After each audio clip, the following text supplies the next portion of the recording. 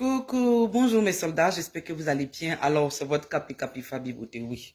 Vous avez reconnu, hein, quand je prends cette place-là, ma place initiale, c'est que l'heure est grave. Ah oui, oui, oui, l'heure est grave.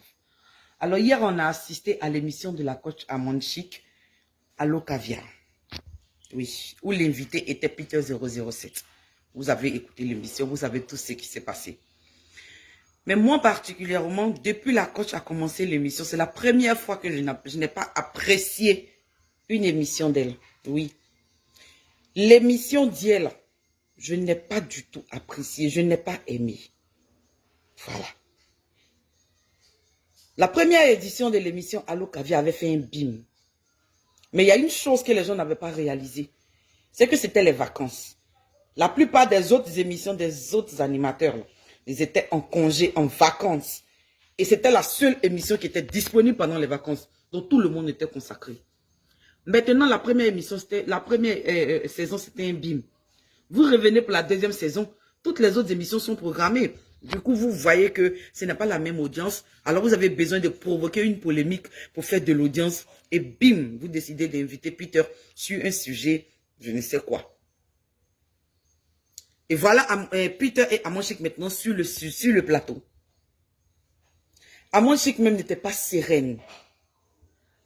Amande Chic même n'était pas sereine. À la limite même, on pouvait dire que l'émission, on a l'impression même qu'on lui dictait ce qu'elle devait dire. On a l'impression que quelqu'un parlait à l'oreillette et lui dictait tout ce qu'elle devait répéter. Ça, c'est un. Ma deuxième remarque, regarde comment ça a chané si Peter. Ça n'avait même pas l'impression, on n'avait même pas l'impression d'assister à une émission où il y avait un thème à débattre. Mais c'était quasiment des accusations, c'était quasiment un procès. C'était quasiment un procès, c'était comme une interview. Peter a été invité pour être interviewé par Amande Chic. Secondo, ça ressemblait à un béret. Oui, un affaire. Ça veut dire qu'il y a une histoire qui s'est passée où Amande Chic ne connaît pas trop le fond de l'histoire. Donc, il fallait inviter l'élément clé de cette histoire pour venir bien s'affairer. L'émission d'hier, ça n'avait rien à voir avec le thème. C'était une personne qui voulait s'affairer sur la vie d'une autre femme.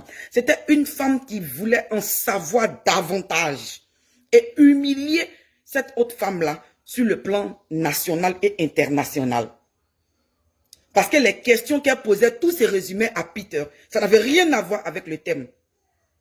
Ça n'avait rien à voir avec qu'est-ce qu'est le bafoutage dans le couple. Mais tout c'était toi ton ex, toi ton ex, toi ton ex. C'était quelqu'un qui voulait s'affairer davantage. Maintenant comme elle veut, en même temps qu'elle lance la pêche, elle veut s'affairer et puis elle veut en même temps se rattraper. Du coup elle est obligée de s'acharner sur Peter pour que ça donne l'impression qu'elle prend un peu la défense de Eka et qu'elle est en train d'accabler Peter. Pourtant, dans le fond, là, c'était un gros affairage et humilier même Emmanuel Keïta devant l'opinion internationale. Maintenant, cet idiot de Peter, là, je vous ai dit tantôt hier, je vous ai dit que j'appréhendais parce que Peter manque de sagesse. Cet idiot de Peter, les gens disaient non, quand on a invité Mbavé ou Mbeva ici, là, pourquoi vous n'avez rien dit? Mbeva n'a même pas donné un seul secret de sa femme. Il a dit qu'il connaît sa femme mieux que personne parce qu'avant d'être sa femme, c'était son ami. Donc, il connaît tellement de choses d'elle, mais il n'a même pas énuméré une seule chose sur Coco Emilia. Mais cet idiot de Peter, il a servi sur un plateau d'or à la coach Amande Chic tout ce qu'elle a voulu faire. Et c'était une satisfaction pour elle parce qu'à la base, ce qu'elle voulait, là, c'est ça. Toutes les réponses qu'elle lui a posées, Peter a trouvé, toutes les questions, pardon, qu'elle lui a posées, Peter a trouvé des réponses à ça. J'ai dit que Peter était très imprévisible et il manquait de sagesse. Venir s'asseoir sur un plateau de télé, humilier une femme que tu t'es mise à genoux, que tu as demandé en mariage, une femme que tu as couché avec elle pendant des mois, tu as dormi dans son lit, venir l'humilier sur un plateau où toute la nation te regarde, venir la traiter d'infidèle. La partie là, les gens font comme s'ils n'ont pas trop compris. Venir traiter une femme qui t'a aimé, venir la traiter d'infidèle. Venir exposer toutes ces petites tâches. Nous tous, on a les petites manies. Quand tu fais quelque chose à ton mari et puis il t'attrape là, ou bien tu sais que là, ah, c'est gâté, mon mari va se fâcher là. On a les manières, il y a d'autres mecs qui rentrent, il y a d'autres qui pleurent, il y a d'autres qui piquent crise. Et maintenant, Keita n'est pas la seule dans ça. Elle n'a pas été la seule dans ça. Mais Peter, tu manques vraiment de sagesse. Tu manques d'élégance. Parfois même, on ne sait pas. Amour, on dit, on ne peut pas trouver une raison à l'amour, c'est pourquoi. Sinon, sincèrement, mais quand on te regarde, je ne sais pas qu'est-ce que Eka a bien pu te trouver pour pouvoir, d'après toi, aller te draguer. Jusqu'à même être avec toi. Aucune classe. Aucune sagesse, aucun respect pour la femme. Rien. Venir humilier une femme comme ça, c'est déplorable. Vous comprenez? Chaque fois que vous allez vous acharner sur cette personne, vous emmenez d'autres personnes qui ont un bon sens à l'aimer davantage. Vous emmenez encore certaines personnes à compatir, à avoir de la peine pour elle. Et un peu, cette peine-là devient de l'amour. Parce que je ne peux pas comprendre comment toute une nation peut être sur le dos d'une seule personne. Hein? Putain, c'est qui te fatigue là? C'est Amoshi qui a raison. Elle dit que tu es gigolo. En fait, tu es un gigolo. Comme tu as vu la go brille tout et tout, tu as pensé qu'en venant vers elle, tu allais avoir de l'argent. Qu'on allait évoluer. Tu as pensé qu'elle allait te faire quelque chose.